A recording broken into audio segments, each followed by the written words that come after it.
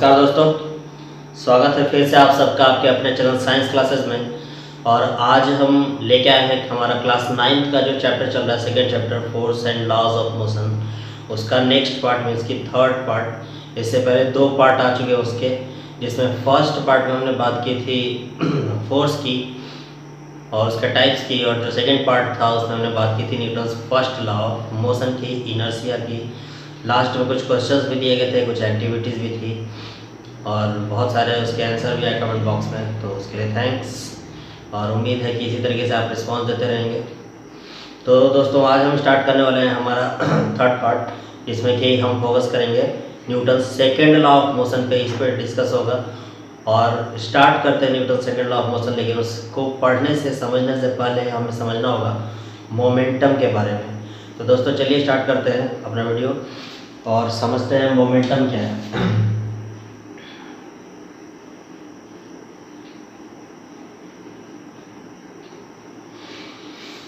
Momentum is described as a physical quantity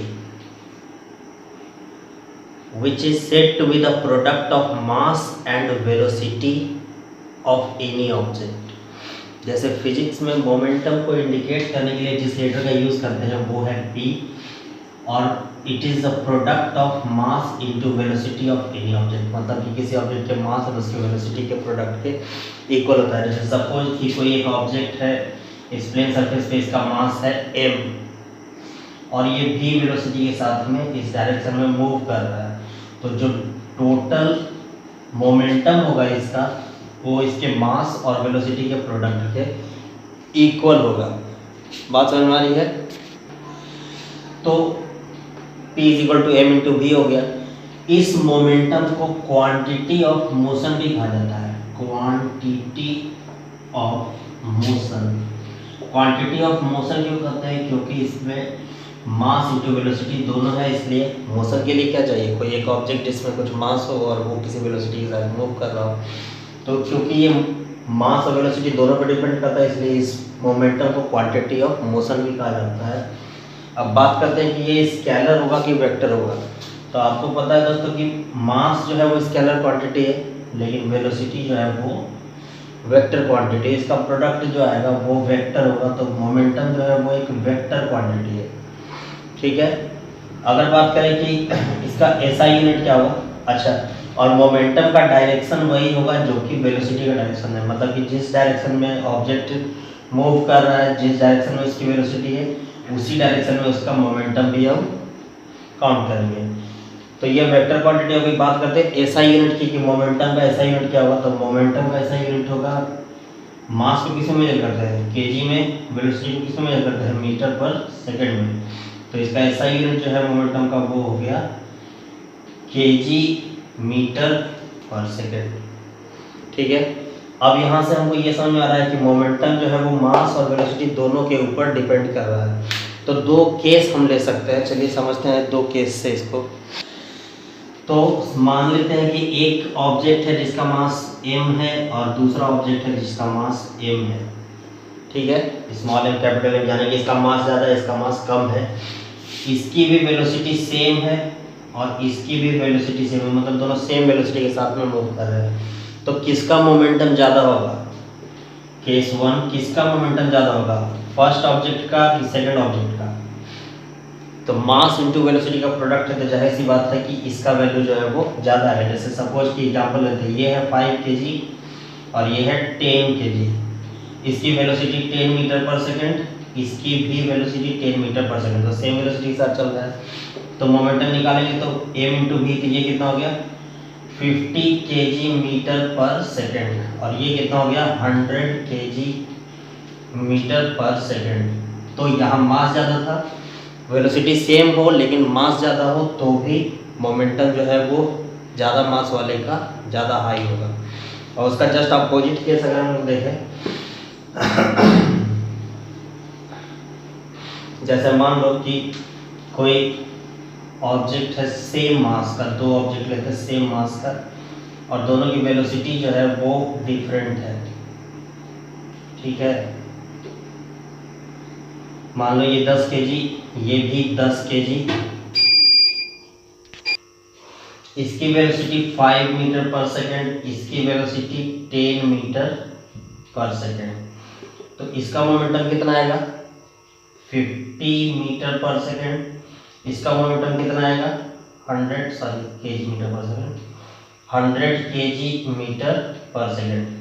तो यहाँ हमने क्या देखा कि सेम मास हो लेकिन वेलोसिटी ज़्यादा हो तो भी मोमेंटम जिसका ज़्यादा वेलोसिटी होगा उसका ज़्यादा होगा, और अगर डिफरेंट मास था पिछले वाले केस में लेकिन सेम वेलोसिटी थी तो भी जिसकी मास ज़्यादा है उसका मोमेंटम जो है वो ज़्यादा होगा।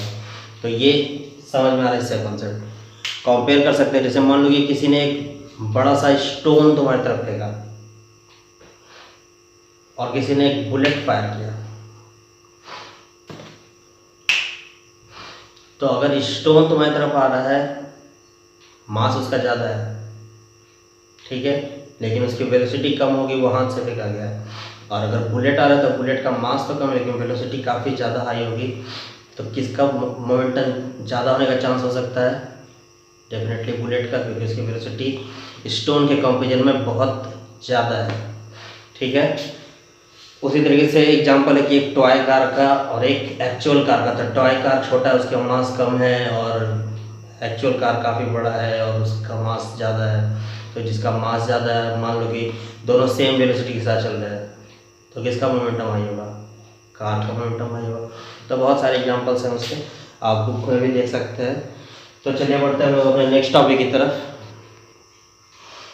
तो दोस्तों अब आपके सामने है Newton second law of motion, काफ़ी इंपॉर्टेंट लॉ है।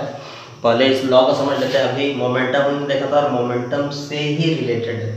Newton second law of motion का स्टेटमेंट जो है वो क्या कहता है कि the rate of change of momentum, the rate of change of momentum is directly proportional to the applied force and the change in momentum is in the direction of the applied force. ठीक है, the rate of change of momentum, rate of change of momentum is directly proportional to the applied force. अब इस चीज को हम लोगों को समझना है। मानते हैं कि कोई एक ऑब्जेक्ट है m मास का जो इस प्लेन सरफेस पे चल रहा है, वो पोजीशन ए पे था और कुछ समय t सेकेंड के बाद वो पोजीशन बी पे आ जाता है। ठीक है, तो जब वो पोजीशन ए पे था तो उसकी इनिशियल वेलोसिटी थी u और जब वो बी पे पहुंचा तो उसकी फाइनल वेलोसिटी हो गई v। तो अगर हम ए पॉइंट पर का मोमेंटम फाइंड करें तो P1 हम निकालेंगे यहाँ का, तो मास इनटू वेलोसिटी यानी कि mu। अगर हम B पॉइंट का मोमेंटम फाइंड करें तो P2 इक्वल टू हो जाएगा mv। ठीक है, और टाइम कितना लगा t सेकेंड। मोमेंटम हमने देख लिया, मोमेंटम A पॉइंट पर का mu है और B पॉइंट पर का mv है, मतलब P1 mu और P2 mv। ये क्या बोलता है कि the rate of change of momentum is directly proportional to the applied force, यानी कि A से B तक जब हो गया और उसकी वेलोसिटी U से B हुई तो वो अचानक से नहीं हुई बल्कि उसके ऊपर कोई फोर्स F लगा। फोर्स F लगने की वजह से फोर्स F के ही डायरेक्शन में उसकी वेलोसिटी में चेंज आया। कितना चेंज आया, U से V होना। तो इस सेकेंड लॉ के अकॉर्डिंगली ये है कि force is directly proportional to change in momentum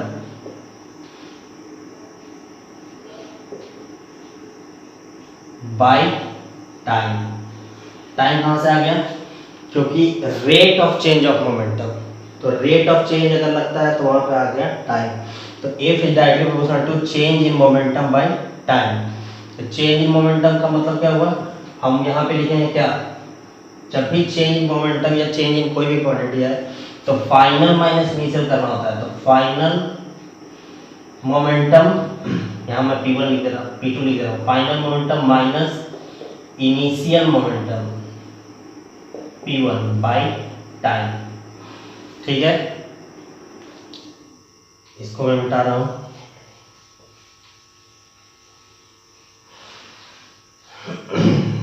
तो हमने देखा क्या कि final momentum minus initial momentum by time अगर करते हैं तो हमें निकल जाएगा ये force.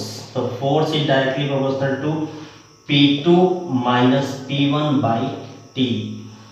Force is directly proportional to mv, क्योंकि P2 क्या था, final momentum, minus P1 means कि mu बाई टाइम t। तो क्या है result, F is directly proportional to m, दोनों में कॉमन है, बाहर निकाल दिया, v minus u by t, या F is directly proportional to ma। ठीक है, और इस प्रोपोर्शनलिटी साइन को अगर हटाएंगे तो वहाँ कांस्टेंट k आएगा, तो हम लिख सकते हैं कि F is equal to k ma। लेकिन न्यूटन भाई साहब ने बताया कि k का वैल्यू जो है वो यूनिट होता है, 1 होता है, तो F इज इक्वल टू क्या आया, मास इनटू एक्सेलरेशन। मीन्स कि किसी भी ऑब्जेक्ट के ऊपर जो फोर्स लग रहा है उस फोर्स को अगर हमें फाइंड करना है तो हम इस फार्मूला का यूज़ करेंगे, तो हम फोर्स निकाल सकते हैं, क्योंकि force is equal to mass into acceleration है जब ऑब्जेक्ट जो है वो स्ट्रेट लाइन में मूव कर रहा। बात समझ में आई, कहाँ से ये आ गया force equal to mass into acceleration, rate of change of momentum से। मोमेंटम क्या था, product of mass into velocity. हमने देखा था एक ऑब्जेक्ट पोजीशन ए पे था तो वहाँ उसकी वेलोसिटी जो है वो यू वेलोसिटी थी, वहाँ उसकी मोमेंटम mu थी। जब वो पॉइंट बी पे पहुँचा फोर्स F अप्लाइड होने के बाद तो उसकी वेलोसिटी mv हो गई। टाइम लगा कितना, t second. Rate of change of momentum means P2 minus P1 by t. तो P2 minus P1 by t means mv minus mu by t, m common v minus u by t. और हमने पढ़ा था, क्या पढ़ा था कि acceleration is equal to v minus u by t. तो ये जो v minus u by t है उसके लिए हमने रख दिया एक्सेलरेशन। तो आ गया F इज इक्वल टू के में, के का वैल्यू यूनिट होता है, तो F is equal to mass into acceleration. ठीक है, तो दोस्तों देखते हैं नेक्स्ट अपना टॉपिक, वो है 1 न्यूटन फोर्स। जैसे अभी हमें एक रिलेशन मिला फोर्स का कि force is equal to mass into acceleration, ये मिला Newton second law of motion से। Newton first law of motion था, वहाँ से हमें फोर्स का डिफिनेशन मिलता था कि एक्सटर्नल कॉज विच चेंज और tends to change the position of the object. लेकिन सेकंड लॉ ऑफ मोशन जो है उससे हमें फोर्स का एक्सप्रेशन मिलता है कि फोर्स कैसे हम फाइंड कर सकते हैं। तो force is said to be the product of mass and acceleration. तो अब है कि फोर्स का ऐसा यूनिट तो न्यूटन होता है, हमें पता है कि फोर्स का ऐसा यूनिट न्यूटन है। तो अगर आपसे क्वेश्चन दिया जाए कि what is mean by 1 Newton force, तो 1 न्यूटन फोर्स को कैसे डिफाइन करेंगे, तो 1 न्यूटन फोर्स को डिफाइन करेंगे यहाँ से। सपोज कि कोई एक ऑब्जेक्ट है जिसका मास जो है वो 1 kg है और फोर्स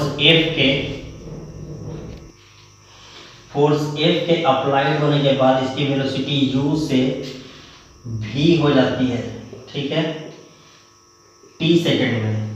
और जो एक्सेलरेशन प्रोड्यूस होता है वो उसका वैल्यू आता है 1 मीटर पर सेकेंड स्क्वायर। तो अगर किसी भी ऑब्जेक्ट में 1 मीटर पर सेकेंड स्क्वायर का, किसी भी ऑब्जेक्ट में 1 मीटर पर सेकेंड स्क्वायर का एक्सेलरेशन हो रहा है और उसका मास जो है वो 1 kg होगा, तो फोर्स जो है उसका मैग्नीट्यूड 1 न्यूटन आएगा। क्लियर है, मास इनटू एक्सेलरेशन। तो हम कैसे डिफाइन कर सकते हैं कि if there is an acceleration of 1 metre per second square, if there is an acceleration of 1 metre per second square in an object of mass 1 kg by applying any force, then we can say that magnitude of the force applied is 1 Newton. ठीक है, जैसे मान लो कि किसी object का मास दिया हुआ है कि 5 kg का मास है और उसमें एक्सेलरेशन जो है वो 5 मीटर पर सेकेंड स्क्वायर का प्रोड्यूस हो रहा है, तो पूछता है आपसे कि कितना फोर्स अप्लाइड हुआ, तो force equal to mass into acceleration 5 into 5 means 25 kg metre per second square, kg metre per second square, ये हुआ फोर्स, यानी कि force is equal to 25 Newton से। तो इसका मतलब क्या हुआ कि 1 Newton is equal to 1 kg metre per second square. ठीक है, तो kg metre per second square अगर कहीं हो तो वो समझना है कि क्या है, न्यूटन है। ठीक है, एक्सेलरेशन में आपने पढ़ा था v minus u by T. जैसे एक्सेलरेशन का जो यूनिट है वो हमने देखा है कि मीटर पर सेकंड स्क्वायर होता है। तो क्या कभी आपने सोचा कि एक्सेलरेशन का unit metre per second square क्यों होता है? नहीं सोचा तो आज सोचिए। a equal to v minus u by t है। v क्या है? वेलोसिटी है। u क्या है? वेलोसिटी है। वेलोसिटी में से वेलोसिटी जाएगा तो क्या बचेगा? वेलोसिटी में से वेलोसिटी जाएगा तो क्या बचेगा? वेलोसिटी बचेगा। नीचे क्या है? t है टाइम। अगर यूनिट लिखेंगे तो वेलोसिटी को किस में मेजर करते हैं? मीटर पर सेकंड में। टाइम को किस में मेजर करते हैं? सेकंड में। तो एक्सेलरेशन का यूनिट क्या हो गया? Metre per second square. और यही जो है वो यहाँ यूज किया गया या कहीं और यूज किया गया। ठीक है, अब बात करते हैं इसके कुछ एप्लीकेशंस हैं। किसके application? Second law of motion के कुछ एप्लीकेशंस हैं। उन एप्लीकेशंस को हम लोग समझते हैं। तो दोस्तों बहुत सारे एग्जांपल्स हैं सेकंड लॉ ऑफ मोशन के हमारे डेली लाइफ से रिलेटेड। तो हम लोगों को समझना है। कुछ एग्जांपल्स मैं आपको समझा देता हूं और कुछ जो है वो वीडियो के लास्ट में क्वेश्चंस के फॉर्म में आपको दिए जाएंगे। और मैं चाहूँगा कि उसका आंसर जो है वो आप कमेंट बॉक्स में मुझे भेजें, जिससे कि पता चले कि आपको कितना समझ में आया है। अगर कोई डाउट होगा तो वो भी आप पूछ सकते हैं। तो टेकिंग अ कैच, जैसे application of second law of motion in daily life में पहला जो है वो है taking a catch. Taking a catch करने का मतलब है कि अक्सर आपने देखा होगा कि क्रिकेटर्स की तरफ जब बॉल आती है तो वो लेके और हाथ को ऐसे पीछे खींच लेते हैं। ठीक है, खींच लेते हैं हाथों को पीछे। क्यों खींचते हैं? ताकि बॉल जो वो ड्यूस बॉल रहती है बहुत काफ़ी हार्ड होती है, तो उससे उनके हैंड जो है वो हर्ट ना हो। तो आखिर रीज़न क्या है? तो रीज़न यही है, हमने देखा कि force is directly proportional to rate of change of momentum, means की p बाई टी आप कर सकते हैं। p क्या है? मोमेंटम। t कहाँ से आ गया? टाइम के लिए आ गया। तो यहाँ से क्या पता चल रहा है कि अगर टाइम को इंक्रीज कर दिया जाए तो फोर्स जो अप्लाइड होगा किसकी वजह से?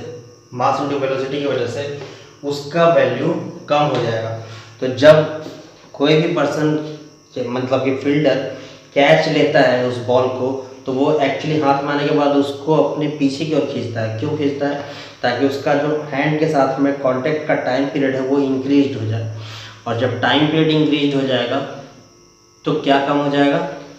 उसका फोर्स का इम्पैक्ट जो हाथ पे लगने वाला था वो कम हो जाएगा और हाथों को चोट लगने से बचाया जा सकता है। और भी कुछ एग्जांपल्स हैं, जैसे falling of a high jumper on a bed. आपने देखा होगा कि हाई जंपर जब जंप करता है तो उस जहाँ जंप करने वाला होता है वहाँ पे उसके लिए सैंड का लेयर होता है या कोई कुशन जो है वो प्रोवाइड कराया जाता है। क्यों?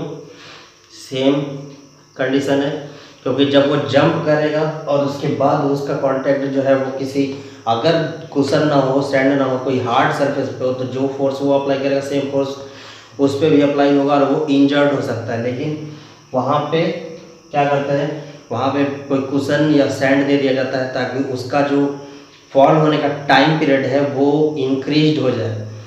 वो कुछ समय लगेगा जो उसको बैलेंस्ड होने में लगेगा और तब तक उसके बॉडी पे जो फोर्स एक्ट होगा उसका इम्पैक्ट कम हो जाएगा और वो हर्ट होने से बच जाएगा। ठीक है, फिर है breaking the piles of tiles. यहाँ कुछ अलग एग्जाम्पल है, breaking the piles of tiles. आपने देखा होगा कि कराटे प्लेट्स जो होते हैं वो एक ही साथ में आइस क्यूब है या बहुत सारे टाइल्स के प्लेट्स लगे हुए हैं, एक बार में वो सारे प्लेट्स को ब्रेक कर देते हैं। कैसे कर देते हैं? वहाँ पे क्या होता है कि उन्होंने उस टाइम में वो अपने टाइम पीरियड को कम करते हैं। जब टाइम पीरियड को कम करते हैं तो मोमेंटम हाई हो जाता है, फोर्स अप्लाइड हाई हो जाता है। कैसे? आपने देखा कि सडनली वो काफ़ी हाई स्पीड से अपने पूरे बॉडी के मास को हाई वेलोसिटी के साथ उस टाइल्स के ऊपर स्ट्राइक करते हैं अपने हैंड्स के थ्रू। तो उससे क्या होता है कि जो भी मोमेंटम था वो बहुत ही शॉर्ट इंटरवल ऑफ टाइम में वो मारते हैं और हाथों को हटा लेते हैं और शॉर्ट इंटरवल ऑफ टाइम में सारा मोमेंटम जो है वो सप्लाइड हो जाता है उन टाइल्स को या आइस को और वो सडन ब्रेक हो जाते हैं। तो और भी बहुत सारे एग्जांपल्स हैं, बहुत सारे एग्जांपल्स हैं जिनमें आप समझ सकते हैं कि जैसे होता है कि सीट बेल्ट्स क्यों प्रोवाइड किए जाते हैं व्हीकल्स में, या व्हीकल्स में सॉकर्स क्यों लगे होते हैं, या कोई व्हीकल जो है वो आउट ऑफ कंट्रोल हो गया तो उसे मतलब किसी वैसे चीज़ के ऊपर स्ट्राइक कराया जाता है जो कि सॉफ्ट मटेरियल का हो। तो उन सब में एक्चुअली क्या होता है, सब इसी सेकंड लॉ ऑफ मोशन से रिलेटेड है। कहीं पे हम टाइम पीरियड को कम करके मोमेंटम को इंक्रीज करते हैं ताकि फोर्स अप्लाइड इंक्रीज हो सके, जैसा कि वो टाइल्स के ब्रेक करने वाले में था। और कहीं पे हम टाइम पीरियड को डिक्रीज करते हैं ताकि मोमेंटम जो है वो कम हो सके, जैसा कि कैच लेने के टाइम में था। तो दोस्तों चलिए एक न्यूमेरिकल कर लेते हैं। वो एक न्यूमेरिकल यहाँ पर दिया हुआ है कि a car of mass 1800 kg। Numerical बनाने का नियम मैंने आपको बताया था कि पहले न्यूमेरिकल्स बनाने के समय में क्वेश्चन को 2 बार पढ़िए, जो चीज़ें दी हुई हैं उनको नोट कर लीजिए और जो नहीं दिया हुआ है वो भी नोट कर लीजिए। तो ए कार ऑफ मास 1800 kg यानी कि मास दिया हुआ है, तो मास हमने लिख लिया 1800 kg, moving with a speed of 10 metre per second is brought to rest. तो 10 मीटर पर सेकेंड की स्पीड से चल रहा था, तो यू दिया हुआ 10 मीटर पर सेकेंड। उसके बाद फिर ब्रॉट टू रेस्ट मतलब कि भी फाइनल वेलोसिटी कितनी होगी, 0 metre per second. After covering a distance of 50 metre, यानी ये एस कितना हो गया 50 मीटर। आपको क्या फाइंड करना है, फोर्स फाइंड करना है। तो फोर्स फाइंड करने का हमारे पास तो क्या रास्ता है, force equal to mass into acceleration. क्या इसमें एक्सेलरेशन है, नहीं है, तो नहीं है तो एक्सेलरेशन फाइंड करेंगे। तो एक्सेलरेशन फाइंड करने के लिए हम क्या लगा सकते हैं, v है, u है, s है। तो v, u और s से रिलेटेड इक्वेशन नंबर 3 हमने पढ़ा था फर्स्ट चैप्टर में, जिसमें था कि v² is equal to u² plus 2as, याद आया। तो v कितना है, फाइनल वेलोसिटी 0, क्योंकि गाड़ी रुक गई है तो फाइनल वेलोसिटी 0 होना है। u² मीन्स कि 10 का स्क्वायर प्लस 2, a तो फाइंड करना है, s कितना हुआ 50 मीटर दिया हुआ है, तो यहाँ लिख देते हैं 50। तो 10 का स्क्वायर मीन्स 100 प्लस 100a, ये 100 इधर आ जाएगा, तो -100 इज इक्वल टू 100a, इसलिए a is equal to -1 metre per second square. Acceleration तो मिल गया भाई हम लोग को -1 मीटर पर सेकेंड स्क्वायर। अब क्या फाइंड करना है, फोर्स फाइंड करना है। तो force is equal to mass into acceleration. Mass था 1800 इंटू एक्सेलरेशन -1, तो -1800 न्यूटन और -1800 kg metre per second square. तो ये आ गया आपका फोर्स का वैल्यू। तो दोस्तों आज का वीडियो यहीं एंड करते हैं। उम्मीद है कि आप कुछ न्यूमेरिकल्स इस तरीके के बनाएंगे और कुछ क्वेश्चंस में सेकंड लॉ ऑफ मोशन पे बेस्ड दे देता हूँ आपको, वो आंसर मुझे कमेंट बॉक्स में चाहिए, ठीक है, ताकि मुझे समझ आए कि आप लोग कितना समझ रहे हैं। ठीक है, मिलते हैं नेक्स्ट वीडियो में, टिल देन